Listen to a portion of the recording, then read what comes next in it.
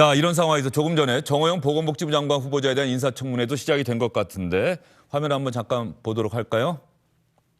한정 뒤에 1박 8박 9일 동안 유럽 여행을 가시고 경북대 병원에서 봉사활동을 하고 인턴 에이전트 수련을 하는데 아무런 문제가 없었습니다. 왜? 평상시는 아팠다가 신체 검사하고 군대 갈 때만 참 아프고 평상시 멀쩡한 이런 말이에요. 이런 거를 병원에서 뭐라고 하냐, 나이롱 환자라고 합니다. 허위 거짓 환자. 답변해 보십시오. 예, 의원님, 감사합니다. 아들의 경우에는 2013년도에 아팠습니다. 2013년도에 급성추간판 탈출증으로 저희들 정형외과에서 그렇게 진단을 받았고, 그 추간판 탈출증이 2015년 저 병력 검사할 때 그때 그대로 인정을 받은 겁니다. 2015년 병력 검사할 때 그때 아팠다는 것이 아니고 아팠던 차트는 2013년도에 아팠던 것입니다. 30도만 늘으면 아플 정도면 속으로 되는 거 아니겠습니까? 그렇지는 않습니다. 이 주간판 탈출증은 보통 4주에서 6주 내에 완전히 통증이 없어지고 그러고 나서는 계속해서 재발을 합니다. 그래서 6일이라도 아프고 있습니다. 예, 그렇게 주간판 탈출증 중에 등산도 하고 골프도 치고 많이 하지 않습니까? 평소에는. 예. 30도 정도 아픈 사람은 예.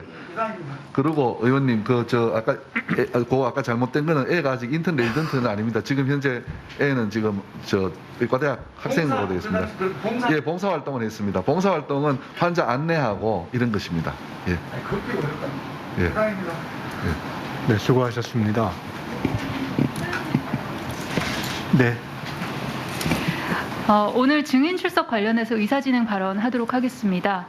오늘 본 위원 비롯해서 존경하는 서영석 의원님, 남인순 의원님, 그리고 강기훈 간사님이 후보자 아들 논문 지도 교수인 박종태 경북대 명예교수를 증인으로 신청을 했습니다. 그런데 박종태 증언이 국회 합법적 출석 요구에도 불구하고 연락 두절 상황입니다. 일체 전화나 문자에 응답하지 않고 있으며 국회 사무처 직원이 대구까지 내려갔습니다. 출석 요구서 전달하러 갔는데요. 내려가서 2시간이나 기다렸으나 전달에 실패를 했습니다. 이는 의도적으로 국회의 연락을 피하는 것이라고 볼 수밖에 없습니다. 박종태 증인은 후보자 아들 논문 공저자 등재 등 아빠 찬스 의혹 관련 핵심 증인입니다. 그런데 이 핵심 증인이 증발한 것이죠. 이에 저는 위원장님께 동행명령장 발부를 요청드리겠습니다.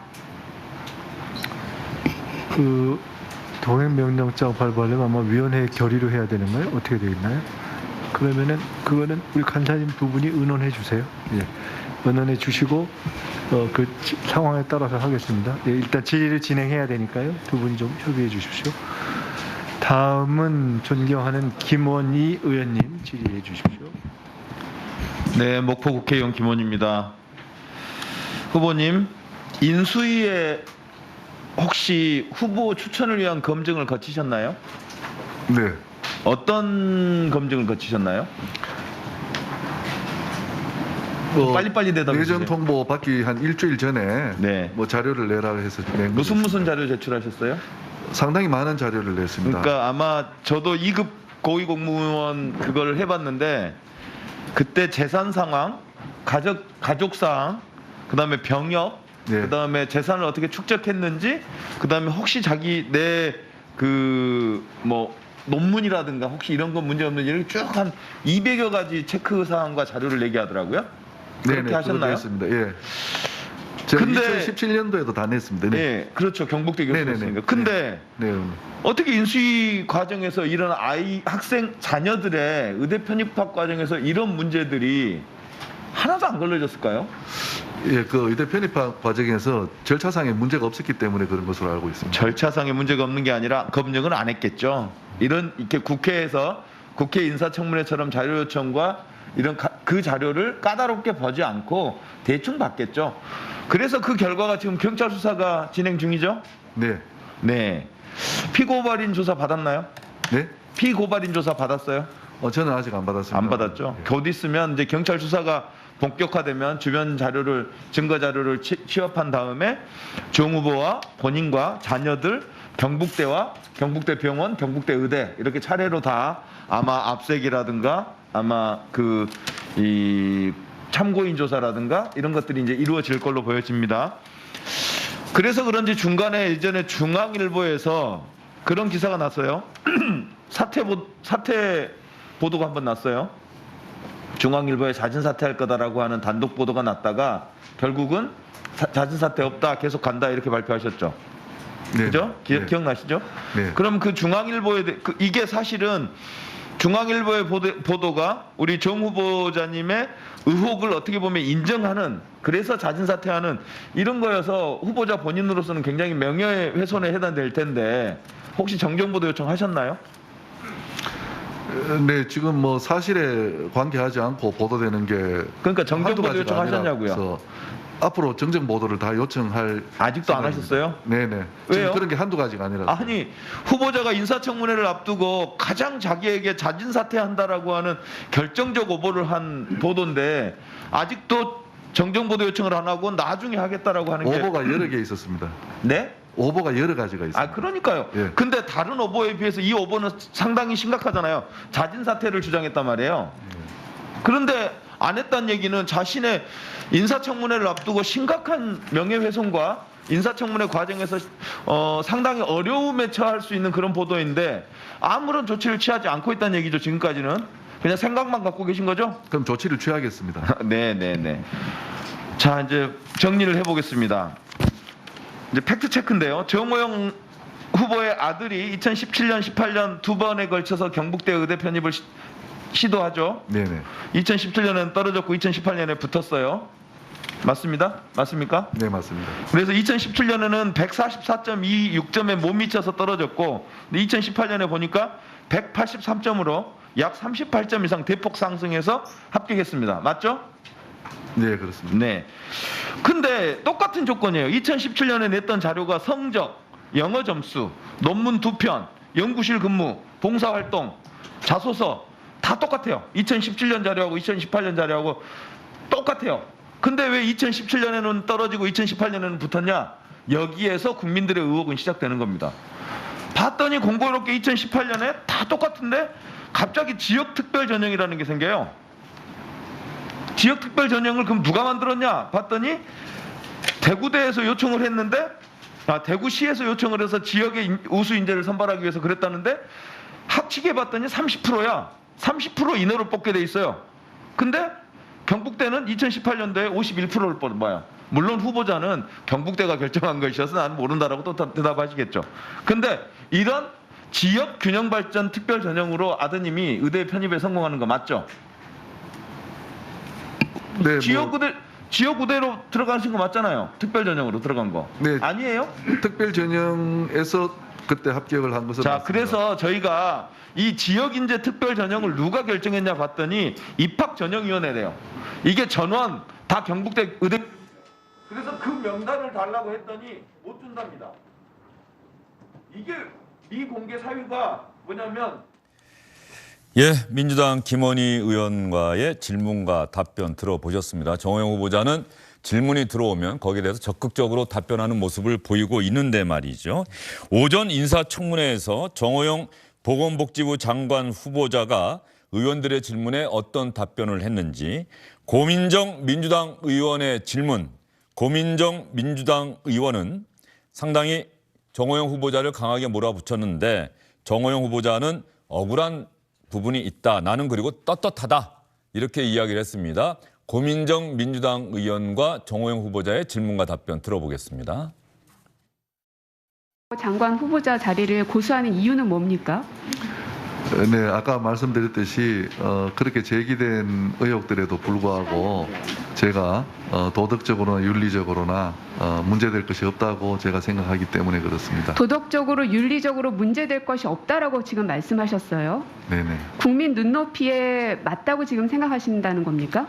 국민의 눈높이에는 제가 부합하지 못한다면은 대단히 국민의 죄송하게 눈높이에 생각합니다. 부합하지 않는데 그게 어떻게 도덕적 윤리적으로 맞다고 말씀하실 수 있죠? 네, 그 눈높이가 그 도덕적 잣대라면은 제가 도덕적으로는 저 자신이 문제될 것이 없다. 제가 그렇게 이야기를 드리는 것입니다. 의원님. 그럼에도 불구하고 국민들께서 그 도덕적 잣대가 맞지 않다라고 판단을 하신다면 그것을 받아들여야 되는 거 아니냐는 겁니다. 국민들께서 마음이 불편하신 부분하고는 또 그것이 다르다는 점에서 마음이 제가 말씀을 드리겠습니다. 네. 마음이 불편한 거는 그거는 그냥 국민들께서 감당하셔야 될 부분이다라는 말로밖에 안 아니 들립니다. 그런 뜻은 아닙니다. 민주당 고민정 의원에 이어서 강병원 의원도 비슷한 취지로 질문을 했습니다. 언제 스스로 물러나시겠습니까? 이렇게 강하게 몰아붙였는데요. 정호영 후보자는 뭐라고 답변했을까요? 그 김인철 자세히 잘 후보자가 모르겠습니다. 우리 후보자 못지 않게 네. 오히려 후보자보다 더 못한 것 같은데 자진 사퇴를 하셨어요. 후보자는 버티고 계시고 언제쯤 자진 사퇴하실 계획입니까? 제가 그 저한테 씌워진 여러 가지 의혹들을 예. 제가 아마 밝히기 위해서 이 자리까지 아마 온 것 같습니다, 의원님. 그래서 그러면 이 자리에서 한번 밝히고 자진 사퇴하실 겁니까? 그게 아니고 제가 보건복지부 홈페이지를 통해서 63건이나 되는 저에 대해서 씌워졌던 의혹들에 대해서 세세히 밝혔습니다. 지금 이 순간 누구한테 제일 미안합니까? 지금 심려를 끼쳐드리고 있는 국민들께 제일 죄송한 마음입니다. 예, 정호영 후보자를 향해서 민주당 의원들이 상당히 강하게 몰아붙이고 있는 모습인데요. 이 40년직이라고 하는 언론 인터뷰에서의 표현도 한때 논란이 되지 않았습니까? 이 40년직이 표현과 관련한 질문과 답변도 있었습니다. 오죽했으면 국민의힘에서도 사퇴하라는 목소리가 나오겠습니까? 자, 후보자님, 이런 국민의 여론과 의료계 반응을 보면서 사퇴하겠다는 생각을 해본 적 없습니까? 예, 의원님, 이렇게 국민께 심려를 끼쳐드린 데 대해서 정말 그지없이 안타깝고 송구스럽습니다. 그러니까 그런 생각을 해본 적 없다고 제가 알겠습니다. 예, 자, 그런데 왜 이런 해드리겠습니다. 후보자로 윤석열 당선인은 지명했을까요? 정말 40년 직이 맞습니까? 40년 직이라는 말은 잘못된 말입니다. 그럼 몇 번이나 만났습니까? 아마 그 대구에 발령받고 와서 1년에 뭐 한 두어 번씩 그렇게 만났을 겁니다. 예, 그렇고 그런 좀 친분이 있네요. 자, 우리가 그러니까 40년 직위는 아니죠. 40년 지기는 아니죠. 민주당 의원들이 이렇게 강하게 몰아붙이는 가운데 민주당 의원들은 정호영 후보자를 엄호하는 모습을 보였는데요. 김미애 의원과 정호영 후보자 사이에 오간 질문과 답변, 정호영 후보자가 김미애 의원에게 참 고맙다는 의사표시를 하더군요. 한번 들어볼까요? 적극적인 위조를 했다든지 뭐 그런 건 없어 보입니다. 그런데 왜 그럴까? 지금 후보자께서는 본인의 노력으로 이루었지만 어쩌면 우리 사회의 도움도 받았다고 저는 생각합니다. 그렇지 않습니까? 맞습니다. 그게 병원장과 장관은 검증의 범위가 다르다는 겁니다. 훨씬 도덕성이 더 많이 요구되고 국민들이 더 많이 요구를 합니다. 그런 부분에서 차이를 조금만 인식하셨으면 좋겠다 싶습니다. 그렇지만 억울함도 많을 거라고 봅니다. 그렇죠. 후보자 본인도 범죄자도 아닌데 범죄인 취급당하는 거 마음도 힘들었을 겁니다. 네, 감사합니다. 자, 민주당 의원들의 분위기가 어떤지 또 국민의힘 의원들의 분위기가 어떤지 이 영상을 통해서 여러분도 확인하셨을 텐데요. 최이배 비대위원은 정호영 후보자, 김인철 후보자에 이어서 스스로 사퇴해야 한다. 이렇게 생각하십니까? 지금 근데 분위기를 봐서는 저렇게 적극적으로 스스로를 변호하고 계속 저렇게 말씀하시는 걸로 봐서는 자진 사퇴할 생각은 진짜 없으실 것 같아요. 결국은 이 부분은 인수위에서 지명 철회를 하든가 해야 되지 않을까 싶습니다. 그러니까 굉장히 좀 정치적인 판단을 본인이 하지 못하고 있기 때문에 제가 보기에는 당이나 인수위에서 적극적으로 지명 철회에 대한 논의를 해야 되지 않을까 싶습니다.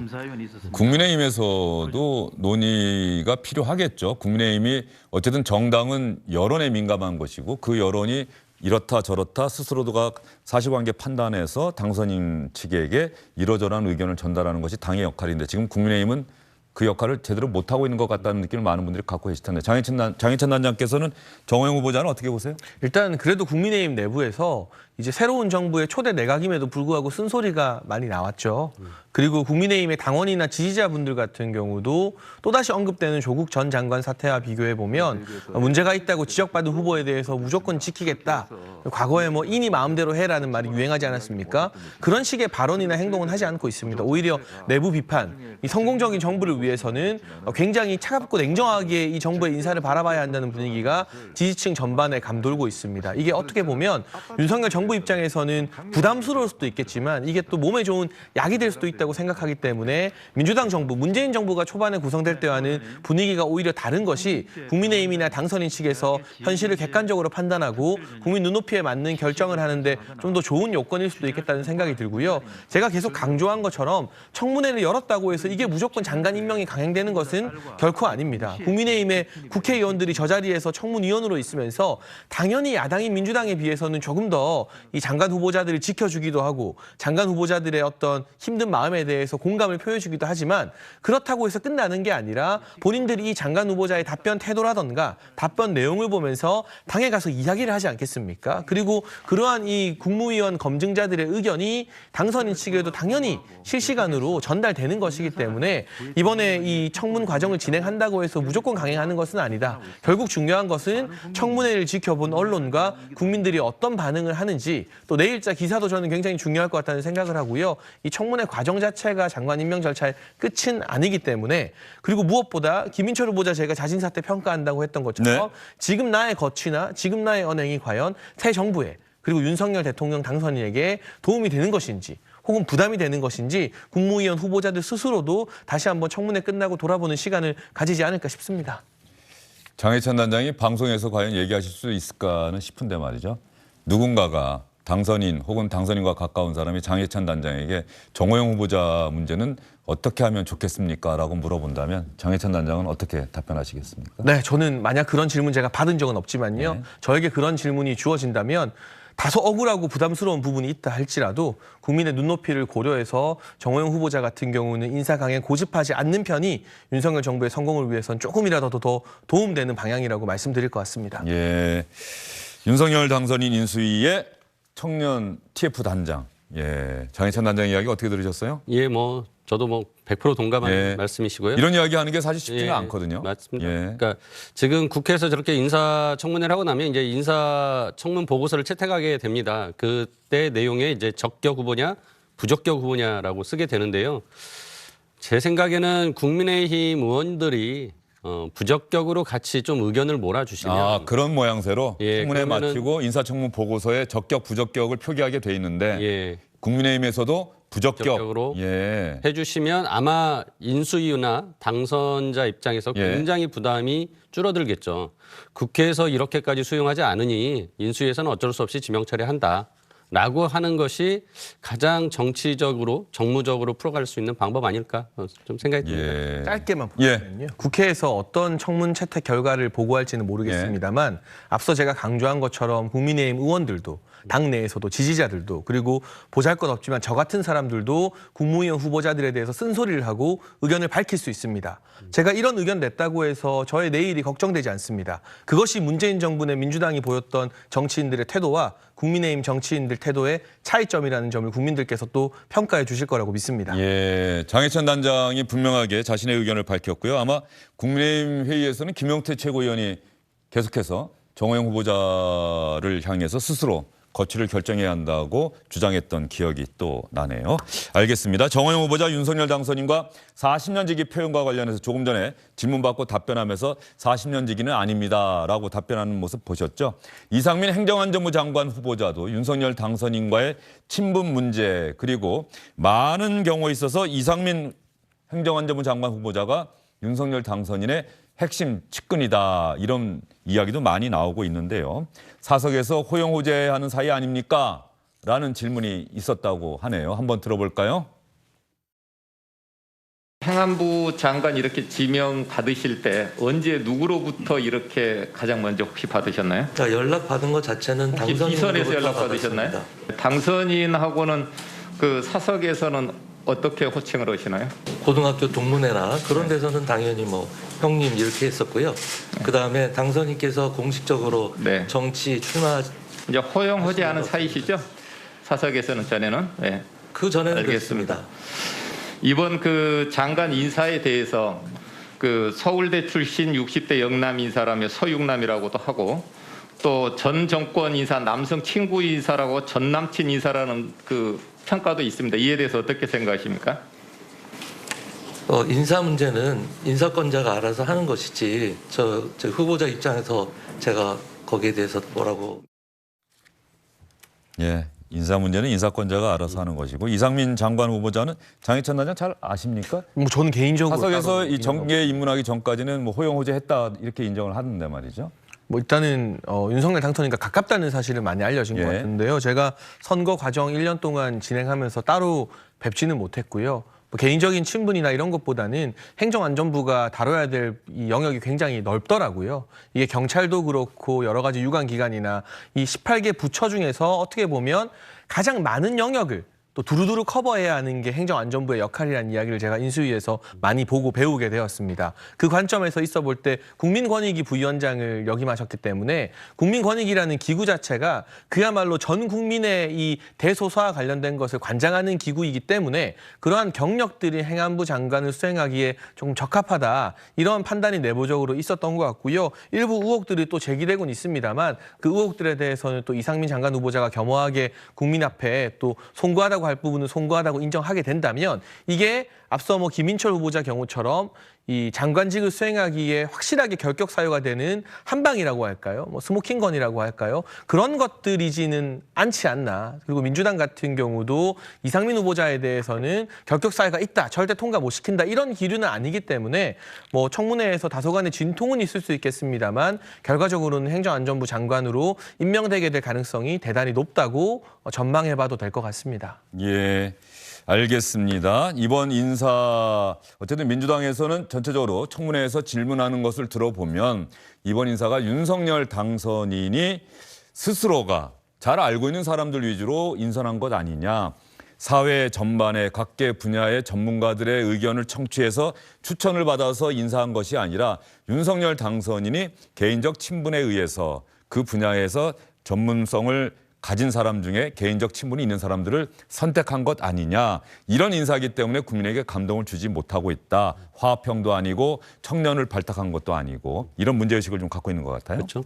제가 맨 처음 말씀드렸다시피 이제 서육남이라고 평가할 수 있고 그래서 이제 국민 통합에 대한 이미지가 전혀 없었습니다. 그다음에 대선 기간에 30대 장관 많이 볼 수 있을 거다라는 얘기도 했지만은 실제 진짜 젊은 분들을 이렇게 발탁하거나 하는 모습들을 보이지 않았고 그래서 결국은 아까 말씀드렸다시피 너무나 뻔한 이미 기득권화되고 특권화된 그런 분들을 위주로 후보로 선발했기 때문에 이런 도덕성 시비, 윤리적 문제들이 계속 드러날 수밖에 없었다라는 거는 이미 명약관화하지 않았나 싶습니다. 그리고 진짜 이 과정에서 예를 들어서 지금 18명의 후보자들 중에 일부가 자진 사퇴하거나 지명 철회가 되고 그 다음에 이제 후속으로 또 새로운 후보자를 아마 선보이게 될 것인데요. 저는 그때도 지금과 같은 모습을 만일 갖는다면 진짜 정권 초기에 굉장히 그 정권에 대한 신뢰를 이제 무너뜨리는 모습이 될 것이기 때문에 이번에 이 국민 눈높이 못 맞춘 것을 정말 반성하는 모습으로 다음에 후보자들을 좀 선보여야 되지 않겠냐라는 조언을 좀 드리고 싶고 그런 모습이 있을 때 좀 저는 민주당과도 국회와도 좀 이제 소통이 될 수 있을 것이다라고 생각을 합니다. 그래서 결국은 지금 권력을 가진 것은 윤석열 당선자이기 때문에 윤석열 정부에서 먼저 좀 변화되는 모습을 가지면서 국회와 민주당의 협치에 대한 얘기를 꺼냈으면 좋겠다라고 생각합니다. 예, 장해찬 단장도 그런 주변에서 그런 이야기를 많이 물어봤을 것 같아요. 이번 초대 장관 인선은 어떻게 인선이 된 것이냐. 뭐 이런 얘기들. 그러니까 물론 제가 인사에 대해서 전혀 관여한 바가 없기 때문에 세부적인 내용을 알지는 못합니다만 윤석열 대통령 당선인 같은 경우는 일관되게 대통령과 대통령실의 권한과 역할을 축소해야 된다. 그리고 총리와 장관들이 책임을 가지고 국정을 운영해야 된다는 이야기를 많이 해왔습니다. 그 연장선에서 대통령실 규모 축소나 뭐 정책실장 그리고 수석 3개 자리도 없어진 것이고요. 장관들에게도 차관 추천권을 부여하는 등 파격적인 책임 장관제 이야기가 나오고 있지 않습니까? 이게 제왕적 대통령제 극복을 위한 여러 가지 아닐 수 있는데 그러기 위해서는 장관들이 힘을 가지기 위해서는 일단 1기에서는 대통령 당선인과 그동안 신뢰를 쌓아왔던 분들이 부처를 가는 게 훨씬 더 유리하다는 판단이 저는 있었다고 생각을 합니다. 이걸 마냥 나쁘게만 볼 것이 아니라 소위 말하는 한두 사람만 실세 장관인 게 아닌 18개 부처 전 장관들이 자기 나름의 주도권을 가지고 정책을 짜고 국정을 운영하게 될 때 지난 30년 가까이 청와대 중심으로 운영되어 왔던 국정의 틀이 깨질 수 있는 어떤 새로운 또 파격적인 시도가 될 수 있어서요. 우리가 장관에서 30대가 없다, 20대가 없다 이것만이 파격이 아니라 실제로는 청와대가 모든 국정 운영의 키를 잡고 놓아주지 않고 장관들은 대통령 직접 보고도 못하고 수석이 아니라 비서관 만나서 보고해야 되는 과거의 현실에서 벗어나서 책임 장관제가 구현된다면 그게 30대 한 명 장관으로 앉힌 것보다는 훨씬 더 큰 파격일 수 있다는 생각이 들고 그러한 제도적 파격을 위해서 당선인과 신뢰관계가 있는 분들을 1기에는 우선적으로 고려해서 임명하지 않았다는 생각도 듭니다. 예, 알겠습니다. 그런데 오늘 이야기 들으면서 말이죠. 이제는 장관 후보자로 지명됐다가 많은 의혹이 제기돼서 중간에 사퇴하더라도 사퇴는 사퇴고 수사는 수사다. 이런 국민적 요구 또 뭐 반대 진영을 지지하는 분들 사이에서 그런 요구가 더 거세질 수 있고요. 또 윤석열 당선인을 지지하는 쪽에서는 또 그런 요구가 나오지 않을 수는 있겠습니다만 어쨌든 그런 요구까지 나온다 그러면 이미 예전에도 이전 정부에서도 그런 얘기는 참 많았습니다. 장관 할 사람 찾기가 참 어렵다. 왜? 장관 후보자로 지명돼서 인사청문회를 거치게 되면은 모든 것들이 다 드러나게 되니까 그게 싫어서 가족들이 부인이 반대해서 저는 고맙지만 안 하도록 하겠습니다. 그런데 어쨌든 그건 이미 다 알고 있는 상황이고요. 다 알고 있는 현실이고 그런 가운데서도 더 나은 최선의 적임자를 찾는 것. 이게 역시 정권을 책임지고 있는 그렇죠? 당선인과 대통령 여당의 몫이 아닐까 싶은 생각이 듭니다. 어느 정부든 마찬가지겠죠. 마찬가지 상황에 직면할 수밖에 없을 겁니다. 자, 인사청문회 소식은 여기까지 전해드리도록 하고요. 저희가 오늘 전해드릴 게 많은데 지금 인사청문위원으로도 활동하고 있는데 민주당의 최강욱 의원이 그 당내 의원들과 또 당직자들 사이에 비대면 회의가 있었는데 여기에서 어떤 표현을 그 마이크를 통해서 이야기를 했는데 이게 그 자리에 있던 사람들에게 성적인 수치심을 불러일으켰다는 논란이 있고 최강욱 의원은 내가 한 말은 그런 말이 아니다. 가벼운 농담이긴 했지만 절대 그런 말은 아니다. 자, 얼굴이 안 보인다. 숨어서 무엇을 하느냐. 다시 한번 보여주세요. 그랬더니 그 민주당의 어떤 의원이 이제 화면을 안 켰다는 거죠. 그랬더니 얼굴이 못생겨서요. 그랬더니 뭐뭐뭐 하느라 그러는 것 아니냐. 그런데 저 뭐뭐뭐가 성적인 표현이다. 그래서 수치심을 느꼈다는 게 그 회의에 참석했던 사람들의 이야기라는 것인데 이게 또 언론에 보도가 됐고요. 최강욱 의원이 이렇게 해명을 했다고 합니다. 가벼운 농담이 취지가 왜곡돼서 보도된 것에 유감을 표한다. 오해를 불러일으켜 불쾌감 느끼게 한 점에 대해서는 참석자들께 유감을 나타낸다. 이렇게 이야기를 했는데 최이배 비대위원 저희 얘기 혹시 들으셨어요? 박지원 비대위원장이 이거 징계해야 되는 것 아니냐. 징계위 윤리위에 회부해서 징계해야 하는 것 아니냐는 얘기도 했다고 하던데 말이죠. 예, 맞습니다. 어제 이제 오후에 저도 알게 되었는데요. 그러니까 저게 이제 줌 회의를 했고 줌에 이제 소리만 나오게 하고 이제 화면을 안 보이게 할 수도 있지 않습니까? 이제 그런 과정에서 이제 저런 대화가 오갔고 성적 어떤 그 단어를 썼고 그 부분에 대해서 보좌진들이 그 줌 회의 안에 이제 같이 참여하고 있었기 때문에 이제 그 보좌진들이 문제 제기를 한 겁니다. 그래서 이 부분에 대해서 그래서 공개가 됐고 지금 보좌진협의회가 저런 입장을 발표했군요. 예, 맞습니다. 그래서 저 내용을 이제 알게 되고 나서 이제 어제 뭐 비대위 차원에서 논의된 건 아니지만 비대위원장인 박지원 공동위원장께서 그 부분에 대해서 이제 문제 제기를 좀 했습니다. 그래서 아마도 내일 좀 다시 회의가 열리면 저런 부분도 논의가 되지 않을까 싶고요. 아무튼 뭐 저 해명에 대해서 뭐 또 이 사실 여부에 대한 또 이제 진실 공방이 있을 수밖에 없는 상황이어서 저도 제가 명확하게 어떤 팩트 확인을 하지 않은 상황이기 때문에 저 부분은 일단 당사자들의 좀 내용들을 확인할 수 있도록 당 내에서 먼저 그 감찰단이나 뭐 이런 그 조사하는 기관이 있습니다. 거기에서 좀 내용을 정확하게 사실관계 파악한 후에 논의가 돼야 될 것 같습니다. 예, 사실 이 얘기가 오늘 아침에 한 라디오 방송에서는 또 이렇게 최강욱 의원의 그 해명에 대해서 맞는 것이다라는 또 해명을 해줬다고 하던데 말이죠. 그 표현은 아마 뭐 예전에 이 동전치기처럼 손으로 동전을 몇 개 접어서 상대방에게 맞추라고 하고 뭐 이렇게 하는 걸 저희가 어릴 때 많이 하지 않았습니까? 뭐 그런 걸 한 것이다라고 한번 볼까요? 최강욱 의원이 했던 그 뭐라고 하는 표현은 남자들끼리 하는 농담이고 여성 보좌진이 잘못 들은 것 같다. 예, 배현진 의원 앙증맞은 몸 표현은 뭐 제명될 사안이다. 이건 박병석 국회의장에게 검수완박 법안 통과되고 나서 상정되고 나서 배현진 의원이 의사 단상에서 했던 이야기에 대해서 저렇게 의사 표현한 건데 저 이야기 이거 사실 뭐 여기서 저희가 설명하기가 말로 표현하기는 쉽지 않습니다. 어쨌든 많이 쓰는 은어이긴 한데 저 해명을 보면서 좀 납득이 안 되는 거죠. 이런 놀이는 뭐 선생님 몰래 할 수도 있지만 이건 사실 혼자 하는 게 아니란 말이에요. 상대방이 있어야 되는 거고 저희가 이 성장해 오면서 어릴 때부터 저런 놀이를 하기도 했고 보기도 하고 그랬습니다만 성장하면서 남 몰래 보지 않고 은밀히 뭔가를 한다 그럴 때 지금 아까 김어준 씨가 했던 표현은 잘 안 쓰는 표현이에요. 물론 최강욱 의원은 그렇게 썼을 수도 있다 그렇게 또 주장을 하고 있으니까. 그런데 저런 해명이 이게 공감이 있어야 되는데 그 자리에 있었던 보좌진들은 분명히 문제가 있었다. 문제가 있는 발언이다라고 문제 제기를 한 것이고요. 맞습니다. 제가 들은 얘기는 저게 보도가 되니까 누구냐라고 또 색출을 해야 한다. 이런 얘기가 있었다라는 얘기까지 제가 들었거든요. 네. 직접.